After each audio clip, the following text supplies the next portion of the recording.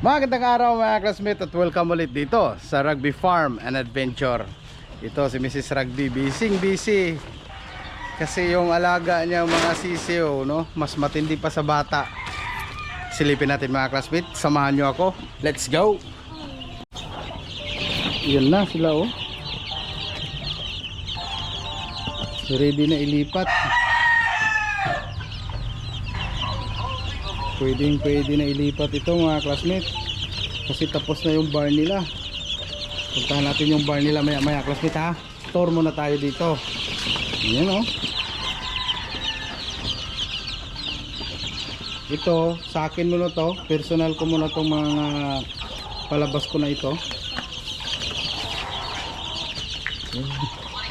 Yung tulugan namin classmates, ayan, oh. Ayos na rin, may blinds pa si Mrs. Rugby dito. Yan, o. Simple. Yan kasi nito, oh, may pa-blinds pa siya, oh. Yan eh. Gagalit si Miko nga. Punta muna kami doon sa ano, dadalhin ko muna yung mga followers ko sa dito tayo. Yung classmate, oh. Si Boss Mac tsaka si Boss Dion nag-inject ng Vitamax.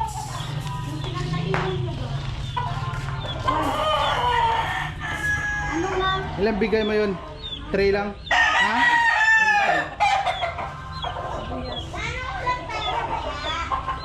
Nag-bacterial flushing kami dito 3 days. Then yung pang-apat na araw is purga, ligo. Ito, gabi, turok. Sabay bigay ng Mega B12. Tapos turok pa kami.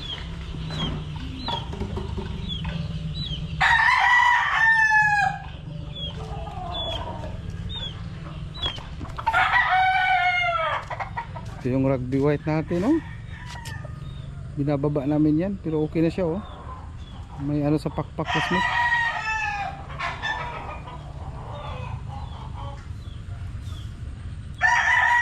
Since gray. So dito tayo, hindi nyo pa nakita pala to classmate, ano?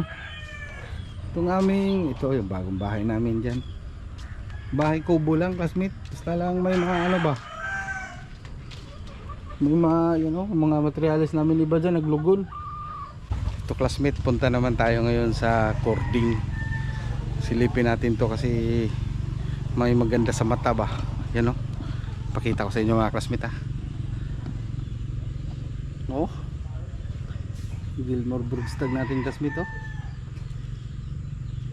Tapos mayroon siyang ito yung early bird ko to.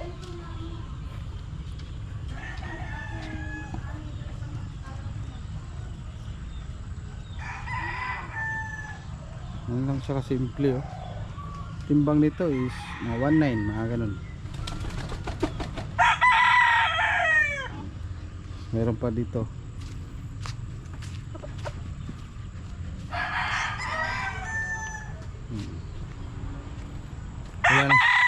Wala na gaanong naka-cord classmate, ano? Kasi yung 13 na kinondisyon dito yun. Mamaya dito na yun magpupisto. Dami pa rin bunga pala, oh. Classmate, oh. Malalaki pa. Yan, oh. Malalaki pa yung bunga. Kalamansi pati dito sa kabila, oh. Dami pa pala nito. Yan, oh.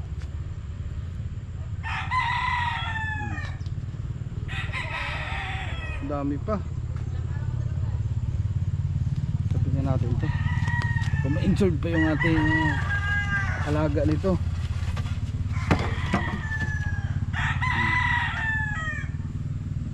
Smith, ikot tayo doon sa ano. Dito yung nagkaka-prepare namin ang mga magugulang na alaga. Ito yung mga national ko, mga winner. Dito muna sila, palagunin natin. Yan.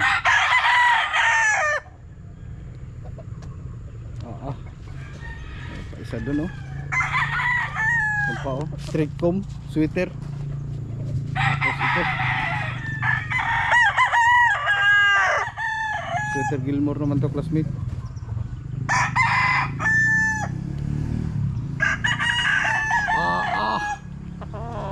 Malinaw yung mukha. Yun yung mga late born. Ganda ng siwang nito. Ganda na sa siwang ng tayo niya. Stag na stag oh. Prepare lang namin to, classmate. I-prepare ko namin yung pagkain yan para prepare na yan sa ano. Sila ang next. Pati yun oh. Tingnan nyo yung fan. Yung tayuan ba? Nawala tuloy. So yung tayo na may ano, may bakante dyan sa gitna ba? Yung siwang sa gitna. Kasi pag umangat talagang pasok. Ito tahimik na dito. Dati puno to. Ayan, wala na gano. Kasi benta. Then exam. Pero malinis na to, classmate to. Kasi nigrenaskat na to ni Mark kanina. Dito, classmate, di namin pinag-grass cutter yan dyan. Kasi pinapastulan ng ano, ng baka. Then in preparation na rin dun sa parating na tag-init, diba? February, yan, init na yan. March hanggang April na yan. So, at least may matira dun sa mga baka. Kainin nila yan dyan habang wala pang cording. Matagal pa ako mag cording, classmate eh. 6 months from now pa. So February, March, April, May, June, mga July pa or June last week. Ganito ang ating barn. Tapos na to. Ganyan lang siya oh. Tapos yung loob niya is lalagyan ko lang ng additional heater as ilaw. Tapos tingnan natin ha. Ganyan lang ang loob niyan, classmate. Dagdagan ko lang ng isang trapal pa. Lagyan ng ipa. Then pag mga alas 11, mga alas 10 kung mainit na, itataas lang namin yan no? Yung trapal dyan. Pati ito, pwede rin ito itaas, classmate. Ito mga silopin dyan. Pero may exhaust naman siya. Ikutan natin.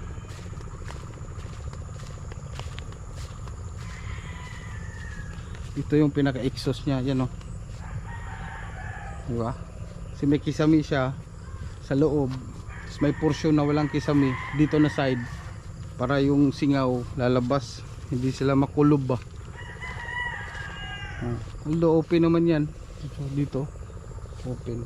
Kahit pa paano nilagyan namin ng exhaust. Pati yan dyan sa taas oh. Yan, oh. Pero may kisame dito, classmate. Yan, dyan. May kisame siya. Silipin natin ulit yung kisame. Lagyan namin ng hard deflex. Yan, oh.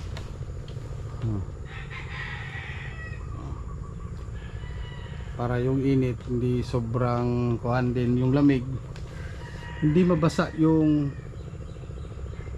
ano, mga alagang sisiw dyan. So yun mga classmate, yun lang. Tapos ang barn. Maraming salamat ulit sa mga OFW na nakasubaybay sa akin. Then yung page ko pala na sa Bungerong Gala, na restrict siya. So sa mga nakakuha doon ng D-Old, message nyo ako doon sa Rylin Bindiho ko na Facebook. Active naman yun. Then ando naman yung details nyo, classmate. I-message ko na lang kayo para alam nyo na i-release ko na yung mga dapat kong i-release sa inyo, yung mga D-Old. Kasi malapit na yung mapisa, classmate eh. Ano yun, January 23 to 25 ang release nun, mga D-Old. So hanggang dito na lang ang aking vlog. Maraming salamat. This is Rylin Bindiho of Rugby Game Farm. nagsasabi na kapag tatak excellence, subok na magaling. Number 1. Alright.